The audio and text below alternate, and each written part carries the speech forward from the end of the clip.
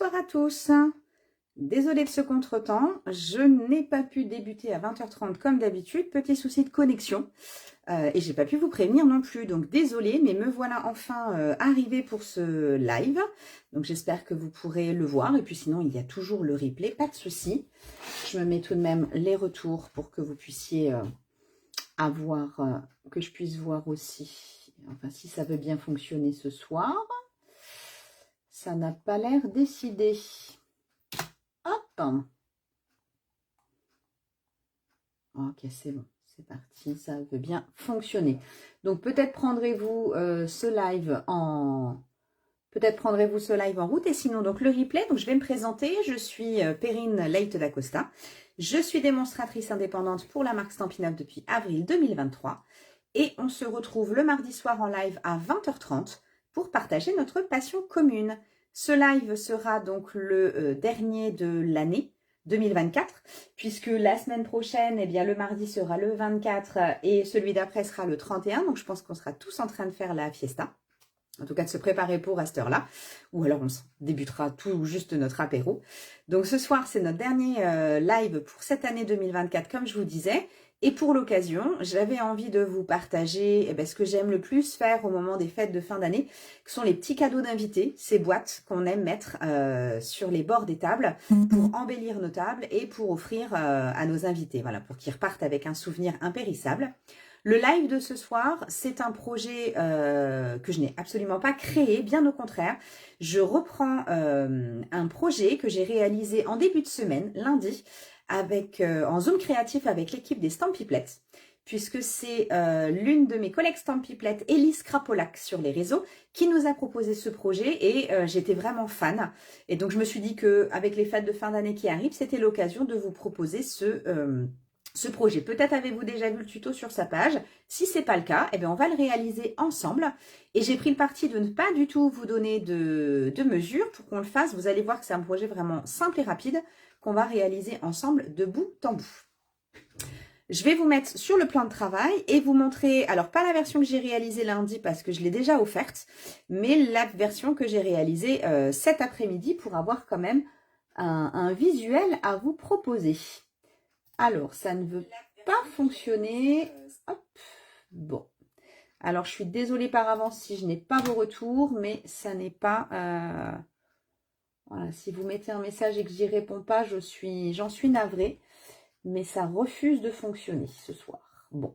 Ça ne va pas nous empêcher de créer, ne vous inquiétez pas. Ce sont les aléas. Je pense que voilà, avec la fin d'année, il n'est pas décidé. Allez, on passe sur le plan de travail. Hop. Voilà. Donc, le projet que nous a proposé Elisabeth, donc encore une fois, c'est Elise Krapolak sur les réseaux. C'est ce projet, cette jolie petite boîte cadeau que je trouve vraiment magnifique et qui a quand même une très, très, très belle contenance. Voilà. Et donc, ici, on a une petite accroche qui permet de retenir le dessus. Et voyez quand même ce qu'on met. Donc là, je vais la refaire en cadeau d'invité tel qu'il a été proposé. Et je pense vraiment que c'est un projet qui peut se décliner pour les baptêmes, pour les mariages. Vous voyez, pour y glisser des dragées, on en met quand même pas mal. Ce soir, donc là, j'ai travaillé avec la collection de papier design Noël solidaire et Noël sentimental, pardon, la collection de papier solidaire Noël sentimental et la couleur Calico Coquelicot. Coucou Karine! Tu reconnaîtras ce projet de suite, j'en suis certaine. Voilà, j'ai craqué sur le projet d'Elisabeth et j'ai décidé du coup de vous le proposer ce soir. Avec un petit plus évidemment, hein, j'ajoute toujours un petit quelque chose. En fin de vidéo, une petite astuce que je vous donnerai à la fin. Donc ce soir, j'ai décidé de travailler avec la collection Nœud Cadeau. Voilà, de réaliser donc ce projet avec la collection Nœud Cadeau. Simplement 2 couleurs. Vous allez voir pourquoi c'est important à la fin que j'ai deux couleurs. De travailler sur une base. Ah, finalement, j'hésite. Non, j'étais partie sur une base vert jardin, mais non, je vais craquer pour du rouge. Finalement. Je l'ai plus là. Bon, ce sera du vert jardin ce soir. Donc, on va se la faire en vert jardin. Il me faudra également une petite chute de papier blanc et une perforatrice pour pouvoir venir réaliser la fermeture. Et voilà, voilà. Oui, elle est vraiment top, cette boîte. J'ai adoré son projet et voilà, j'ai pas pu m'empêcher de la refaire.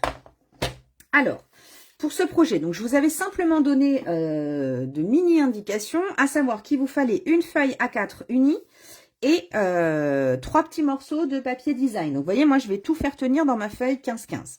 Donc, ça, c'est top. On peut utiliser nos petits papiers. Donc, dans notre feuille de papier unie, il va nous falloir couper un morceau de 21 par 18. Donc, finalement, en format paysage, on a juste à couper nos 18. Hop. Ici, 21 par 18. Et on va venir faire une série de plis. Donc, s'il y en a qui le font en même temps que moi et que ce n'est pas clair, n'hésitez pas à le dire parce que pour un coup, non seulement je ne vous ai pas donné de mesure et en plus, je n'ai pas fait de petits post-it exprès pour faire ce projet voilà, de cette façon-là. On essaye de le faire ensemble cette fois-ci, comme si on partageait un atelier présentiel. J'adore. Donc, dans les 18 cm, on va venir faire 2 plis. Un premier pli à 3 cm. Hop, je vais faire un demi-tour pour être dans le bon sens. Hein, simplement, je voulais être stable, donc à 3. Et un second pli à 13 cm. OK. Ensuite, vous allez venir mettre votre papier dans l'autre sens, en format paysage, en veillant à bien mettre la partie la plus petite, des 3 cm en haut de votre coupe-papier. On a 3 cm en haut, 5 en bas. On met bien les 3 en haut. Et là, on va venir faire 4 plis. Un premier pli à 1 cm.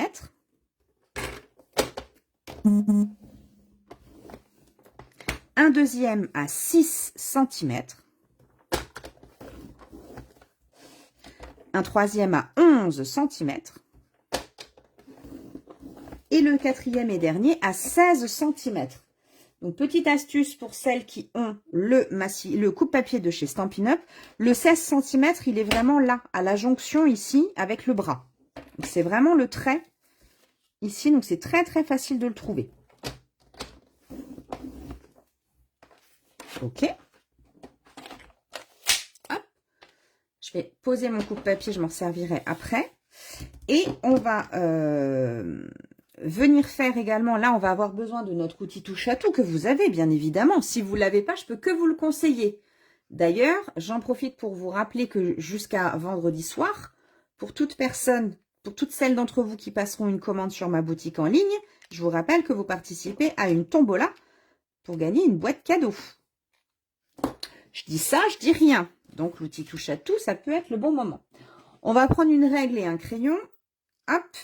Ici, donc vous avez vos 3 cm en haut, vos 5 cm en bas et votre future languette de 1 cm à votre gauche. On va venir faire des plis sur le premier rectangle ici et sur le troisième. Donc le premier grand, on a la languette, le premier grand rectangle et le troisième. Dans ces deux rectangles-là, on va venir faire un repère en haut. Donc ça fait 5 cm, donc on fait un repère à 2,5 sur le premier. Je saute le deuxième, je prends le troisième. Je fais la même chose, je fais un repère à 2,5. Hop.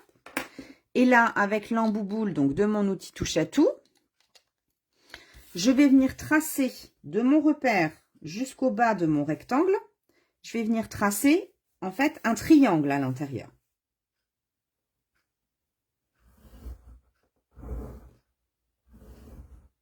Donc, si vous n'avez pas encore l'outil touche à tout, ce que je vous conseille encore une fois d'avoir, bien sûr, vous pouvez aussi très bien réaliser vos plis avec une règle et un plioir. Mais il faudra dans ce cas-là que vous pensiez à laisser l'espace suffisant, hein, bien évidemment, pour l'épaisseur du plioir.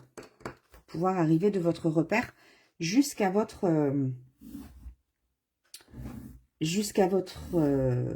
à votre intersection ici, l'intersection des deux plis.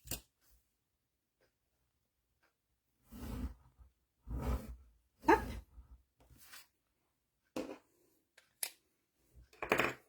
Celui-là, il est fait. Et donc, vous devez obtenir ceci. Je ne sais pas si on voit bien. J'essaie de voir le retour. Ouais, Je trouve qu'on ne voit pas trop mal. Voilà, vous devez obtenir ceci avec vos deux triangles à l'intérieur de ces deux rectangles. Et là, on va venir faire une série de coupes. Donc, je vais marquer en haut, ici, dans la bande des 3 cm, en fait, on va garder que le dernier rectangle à droite. Tous les autres que je suis en train de marquer avec une croix, on va venir les couper. Et en bas à gauche, le petit rectangle, on va l'enlever aussi pour ne conserver que notre languette. Donc ça, vous pouvez le faire soit avec votre ciseau, soit directement en reprenant votre massicot. Hop, comme ça, moi, je sais que je peux me positionner à 3 cm. Et là, donc, je vais venir enlever les 4 morceaux où j'ai mis. Alors, hop. Tout doucement ici. Et je vais venir retirer également ce morceau.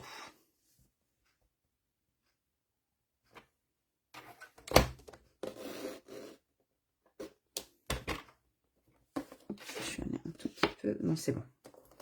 Donc ça, je le retire. Et là, je vais plutôt venir le faire. Là, ici, à 1 cm.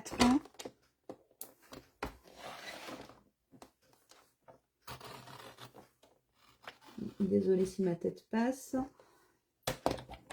Nickel. Et je vais finir avec ma paire de ciseaux. Ce sera plus simple.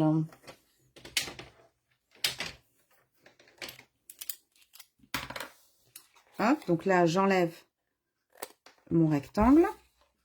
Et ici, donc, je vous ai dit que ça serait une languette. Donc là, moi, je vais la biseauter.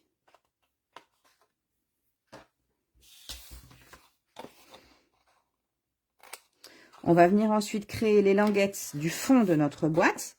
Et pour ça, on va venir couper sur les 3 lignes de pli.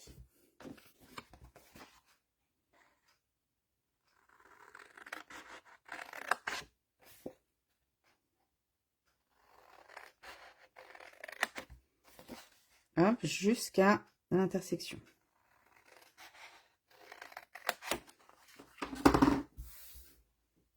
Vous devez obtenir ceci.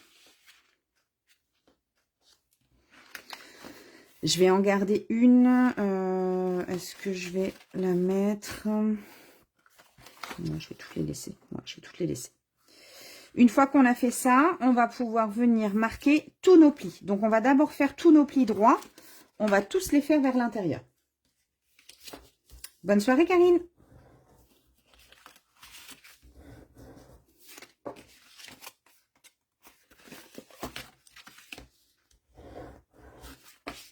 Hop, donc je mets tout vers l'intérieur. Je vais faire la même chose pour les autres.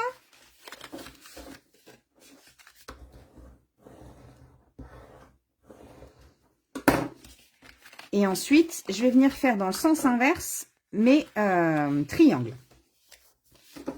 Et je les marque à l'aide de mon plioir.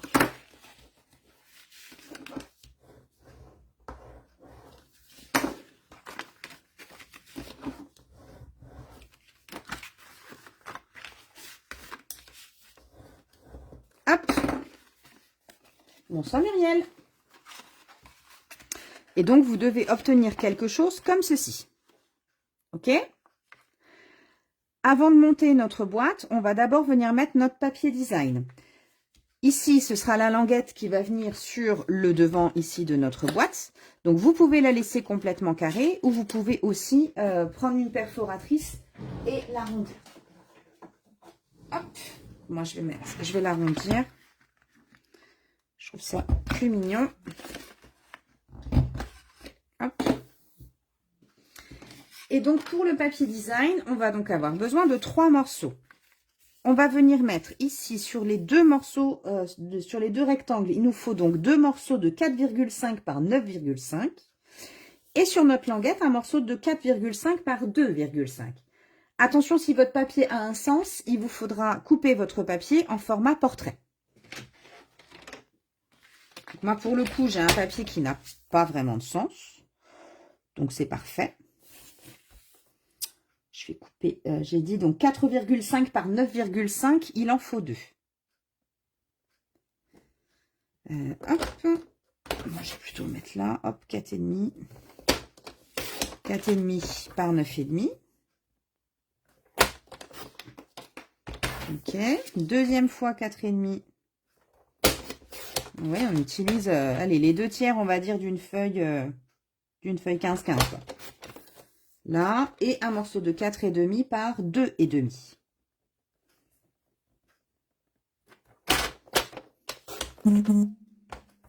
Voilà.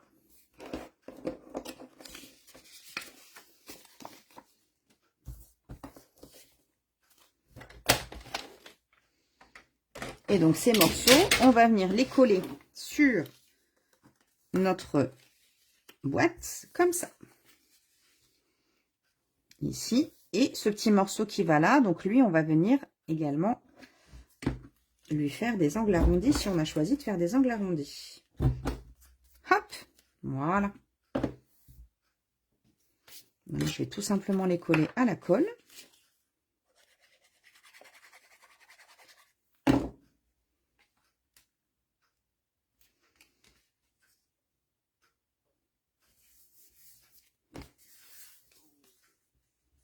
Bonsoir Valérie, ça marche, pas de souci, c'est là pour ça, avec plaisir.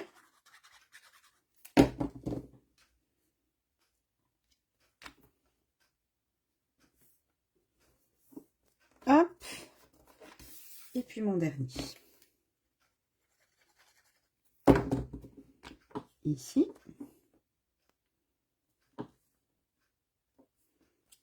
Je vais venir mettre du double face du coup sur ma languette. Donc sur l'extérieur de ma languette.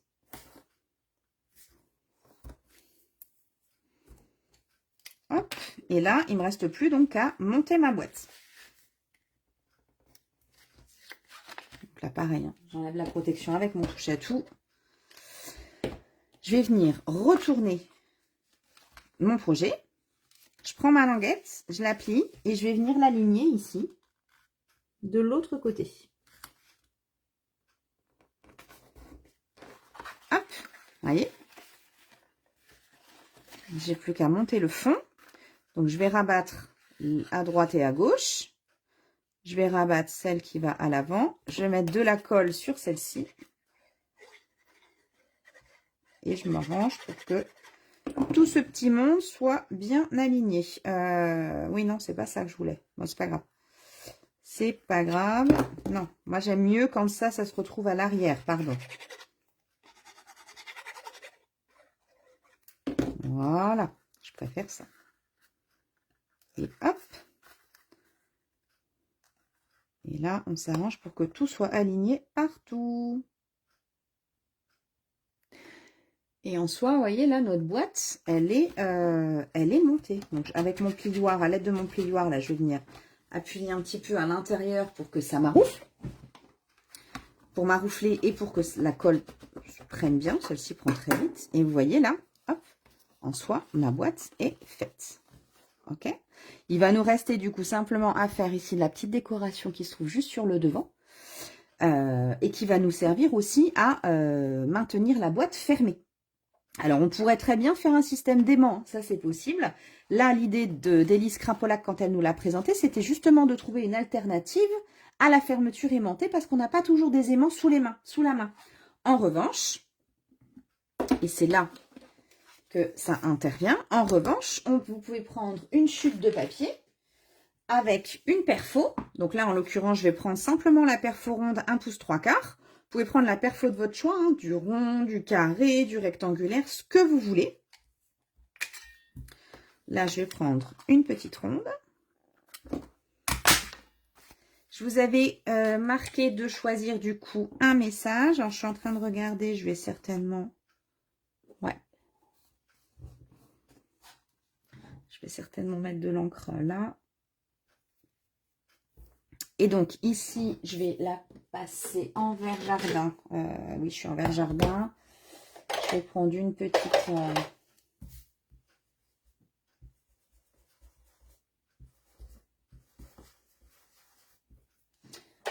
Je vais prendre... Hop, j'en ai une encore en vert ici. Je vais légèrement... Ouais, même pas. Je vais plutôt prendre un doigt éponge. Ça suffira amplement. Je vais prendre un doigt éponge pour faire simplement le tour avant de venir faire mon tamponnage. Et je vais vous montrer comment ce soir, je vais faire un tamponnage différent de d'habitude. Parce que j'ai envie que mon tamponnage, il soit de 2 couleurs.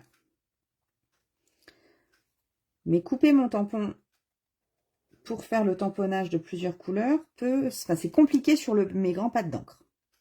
Ok? Donc, hop, je mets de l'encre partout après les doigts. Donc, ce que j'ai décidé de faire, c'est d'utiliser mes Stampin' Right, dont je vous ai déjà parlé la semaine dernière. La semaine dernière, on s'en est servi pour réaliser une déco à l'intérieur de notre pochette cadeau et où je vous ai dit, on peut carrément écrire l'intégralité de son message avec. Là, le message que j'ai choisi, il est extrait d'une collection de tampons qui va nous quitter. C'est la collection Saison de paix. Où est-ce que j'ai mis voilà, une collection que vous m'avez beaucoup vu utiliser là cet hiver. Donc, Saison de paix. Et j'ai choisi le message pour une saison de partage et de bonheur. Ok? Donc, le voilà, mon message. Vous voyez, c'est un tampon unique. Je ne vais pas pouvoir le découper ou trier comme ça les messages que j'ai envie d'avoir. Pour avoir une couleur à droite, une couleur à gauche. Donc, ce que je vais faire, c'est que je vais venir prendre les Stampin' Right de la couleur coordonnée à mon papier design. Ici, donc, du vert jardin et du rouge. Je vais prendre, la semaine dernière, on avait utilisé les pointes fines. Ce soir, on va utiliser les pointes épaisses, les pointes feutres. Et ce que je vais faire, c'est que avec mes pointes feutres, donc je vous avais montré, hein, une pointe fine. Alors ça, c'est les anciennes co. Et celui-là aussi. Bon. Donc, une pointe fine, c'est toujours le même principe. Une pointe feutre. Hop. Et là, bah, en fonction de ce que je veux, là, j'ai envie de mettre un peu plus de rouge sur mon... Faire ressortir un petit peu le rouge aussi sur mon message. Donc, je vais simplement venir colorier mon tampon aux endroits où j'ai envie d'avoir telle ou telle couleur. Alors, on va bien le mettre parce que je l'ai mal positionné, je l'ai retiré. Je veux un peu de rouge ici. Je veux un peu de rouge par là. Et au milieu, j'ai envie d'avoir du vert jardin. Donc, je vais simplement venir faire ça. Je vais venir coloriser mon tampon. Hop, si j'estime que j'en ai pas assez à mon goût, j'en remets une petite dose. Là et là. Ok. Et une fois que c'est fait, je me mets sur mon étiquette. Et je vais venir tamponner. Et voyez ce que ça me donne? Et c'est pas mal, hein? Qu'est-ce que vous en pensez de ce tamponnage? Et là, je me retrouve du coup avec toutes les couleurs. Enfin, là, en l'occurrence, 2. C'est pour ça que je vous disais au moins 2, mais on peut le faire avec plus de couleurs si on a envie. Le faire sur un monochrome. Vous voyez, jouer avec les couleurs comme ça pour se retrouver avec un tampon 100% unique et qui corresponde complètement à notre papier design. Je trouve ça vraiment superbe. Et il n'y a qu'avec les Stampin' Right que vous allez pouvoir faire ça, bien évidemment. Le faites surtout pas, par contre, avec les Stampin' Blends, parce que c'est de l'alcool et ça vous abîmerait votre tampon. Ok? Donc, ça n'est possible qu'avec les Stampin' Rights. Ah, merci Muriel. Est-ce que tu l'avais déjà essayé, ce système de tamponnage?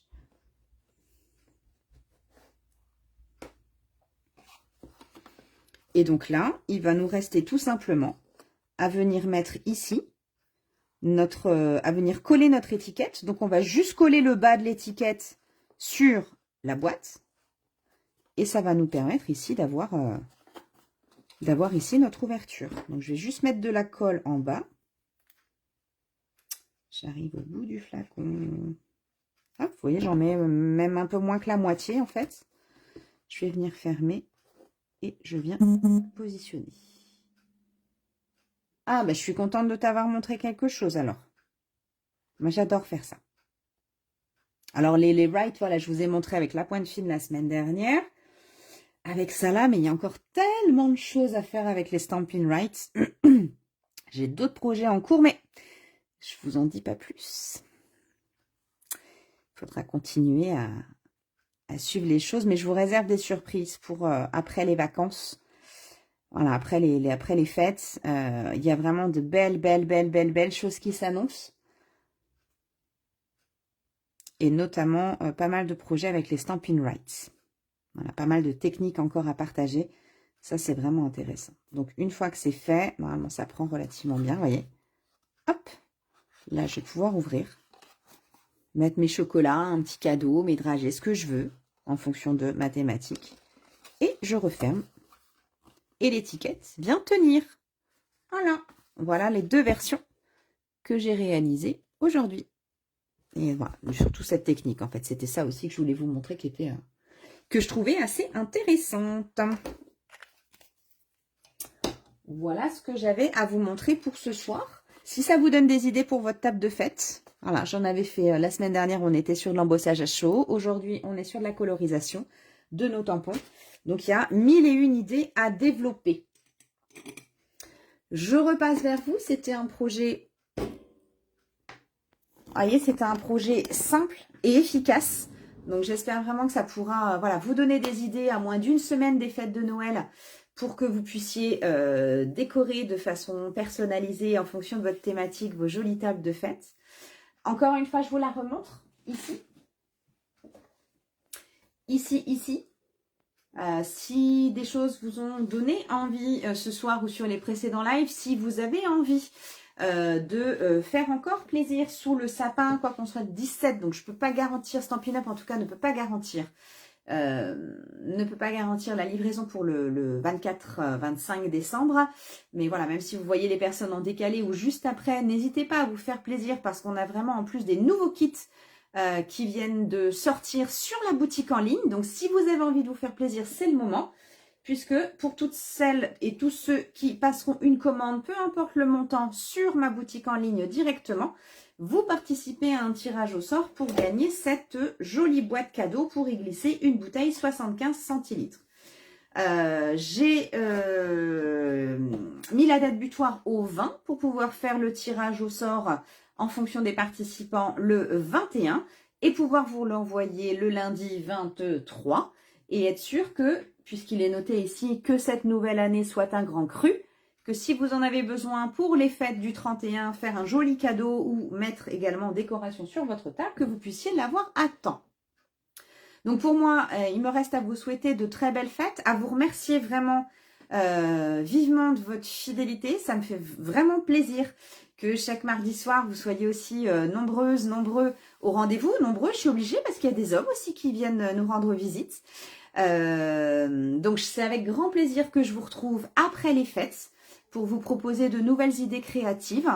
Et puis en attendant, je continue à vous proposer de nouvelles idées aussi sur les réseaux et je prépare également activement, pour celles qui sont sur le secteur de Sens, les ateliers pour la rentrée.